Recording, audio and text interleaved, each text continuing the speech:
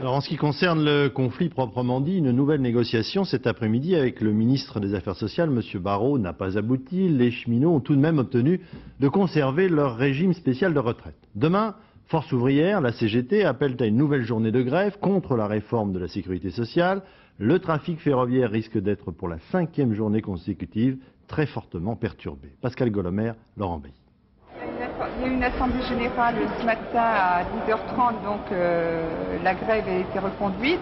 Séance d'information cet après-midi au fond d'un hangar. Une petite poignée de grévistes, des sédentaires comme on les appelle. Ils travaillent en principe au guichet de la gare de l'Est. Et ils sont désormais tout aussi déterminés que leurs collègues roulants à poursuivre le mouvement. Quand le président Bergogneau convoque les organisations syndicales, on pouvait penser peut-être qu'il avait d'autres propositions à faire sur le contrat de plan, et il n'en est rien. Donc aujourd'hui, nous n'avons aucune raison, et les cheminots d'ailleurs le montrent massivement encore aujourd'hui, pour arrêter le mouvement.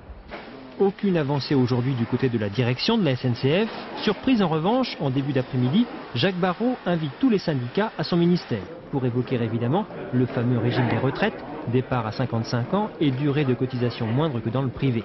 Un régime que le gouvernement veut réformer, mais auquel s'accrochent les cheminots. Ce soir, le ministre l'a promis, rien n'est décidé.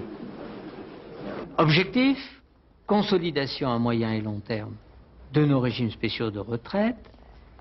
Méthode, une commission composée de personnalités indépendantes et compétentes. Assurance, il y aura une concertation approfondie. Pour les syndicats, pas de quoi être rassurés. Concernant le statut, notamment le régime de retraite, le gouvernement n'a pas l'intention, manifestement, de donner des signes d'apaisement aux cheminots. Rien de neuf, confirmation d'une mobilisation nécessaire pour continuer d'essayer de faire reculer le gouvernement sur cet aspect particulier comme sur la question du contrat de plan. Et ils se retrouveront tous demain sous une seule banderole dans la manifestation contre le plan Sécu du gouvernement.